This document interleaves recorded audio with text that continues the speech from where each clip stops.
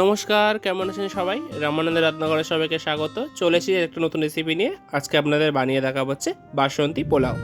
লাগবে হচ্ছে গোবিন্দভোগ চাল, চিনি, সামান্য লবণ, আতর, তার জন্য লাগবে হচ্ছে ফুড কালার, আর লাগবে হচ্ছে কাজু কিশমিশ আর গোটা গরম মশলা।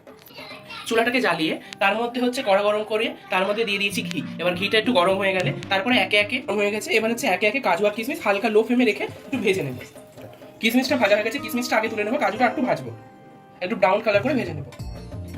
কাজুটাও ভাজা হয়ে গেছে, এবার কাজুটাকে তুলে নেবো। তুলে নেওয়ার পর দিয়ে দেবো হচ্ছে দালচিনি, লবঙ্গ আর হচ্ছে এলাচ, গোটা এলাচ। এবার একে একে দিয়ে দেবো যে গোবিন্দভোগ চাল, পোলাওয়ের জন্য নেওয়া গোবিন্দভোগ চাল। আমি এখানে 1 বাটি পরিমাণে গোবিন্দভোগ চাল নিয়েছি। আমি 1 বাটি পরিমাণে গোবিন্দভোগ চাল নেওয়ার ফলে এখানে আমাকে যখন আমি জল অ্যাড করবো তখন আমাকে দিতে হবে 3 বাটি জল। এই বাটিরই 3 বাটি জল।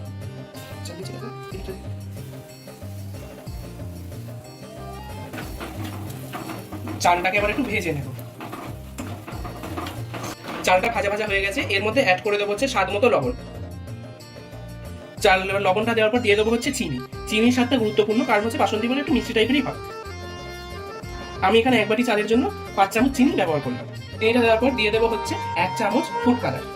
নালে স্বাদটা কিন্তু অন্যরকম হয়ে যাবে, কালারটাও দেখতে অন্যরকম হয়ে যাবে, যদি একটু নাড়িয়ে নিতে হবে। কালারটা দেওয়ার পর দিয়ে দেবো হচ্ছে সামান্য পরিমাণে 1 ফোঁটা দিয়ে দেবো হচ্ছে মিঠা আতর। দেওয়ার ক্ষেত্রে কিন্তু আতরটা অপশনাল, আতরটা হচ্ছে গন্ধের জন্য দেওয়া হয়। তো এবার আমি দিয়ে দেবো হচ্ছে এরকম, মানে এই বাটির আমি 1 বাটি চাল নিয়েছি, তো এই বাটির আমি 3 বাটি জল দিয়ে দেবো।